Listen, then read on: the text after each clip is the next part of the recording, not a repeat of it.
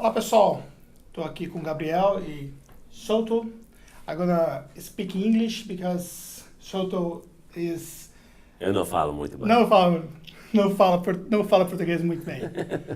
Sholto, how is technology changing the accounting services in Brazil? Excuse me. So how are accounting services changing with cloud technology? Yes. So it's a great question. Mm-hmm.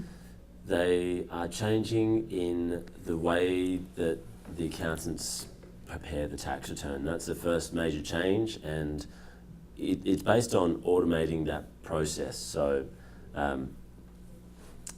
right now, most accounting firms have very manual processes. Part of that is because of the way their clients deal with them. Their clients don't think very systematically about the data that they have, and that creates a lot of extra work for accountants. So we're looking at this new generation of technology that helps organise the business owners so they can organise their data better, or their expense receipts and invoices and purchase orders and so on, and send it to the accountants in a way that makes it much easier to put the information into the accounting program and to process it much faster, so the accountant can get on to doing more useful services, such as talking to the business owner about why their business is working the way it is and how to make it work better. I can see the trends in Brazil here. Clearly there's a shift now towards cloud accounting, and this mirrors what's happened in the rest of the world, where instead of this separation between the business owner on one side and the accountant on the other, and they're throwing accounting files backwards and forwards over the fence, right? Mm-hmm. Now they're moving to one accounting program online, and they can look at it simultaneously. And this is fantastic for both the accountant and the business owner, because it means that, firstly, they don't have to ask questions about, where is the accounting file? Did you send it to me in the post? It's not here yet. Where is it? I can't do anything until you send it. All of a sudden they're working on the live data. This is the actual latest up-to-date record of what's happening in the business. And also it cuts down the questions. You don't have to say, well, what's happening in your business? Either one of them can look inside and see it. So that's one big change. And the other part of it is it cuts down the administrative hassle of having to copy the accounting software from one place to another and then having two copies. Yes. And generally it's the accountant's copy that matters, because that's the one that goes to the tax department. But the business owner also wants to know what is happening. And so if the accountant is making changes to the one accounting file, then we're moving closer to this idea of real-time accounting. Cool. Sholto,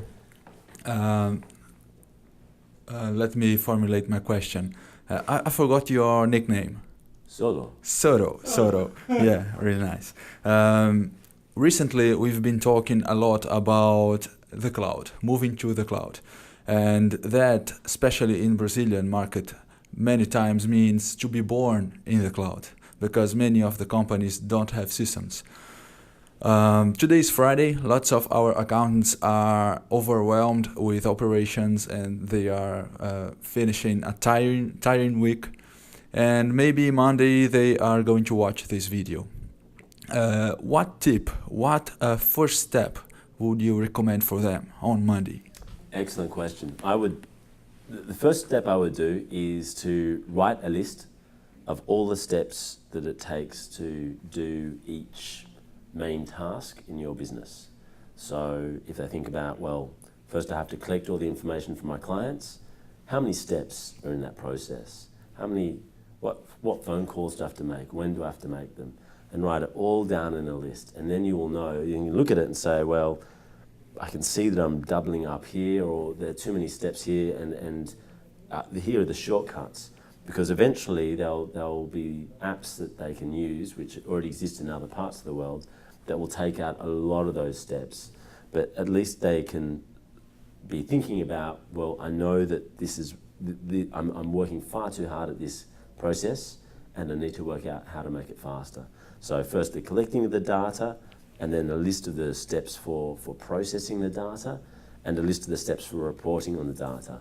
And that just starts you thinking in the right way, because so much of this is about preparing yourself to think outside of what you do every single day. There's so much new stuff out there, new ideas, new technology, new concepts. The biggest problem is whether you are open to it. So practice being open. Cool. And in the presentation that you made to all our team and our accountant partners, you told about one case that particularly was very interesting, where you brought a company that all the team has to come up with a suggestion of what to eliminate or improve.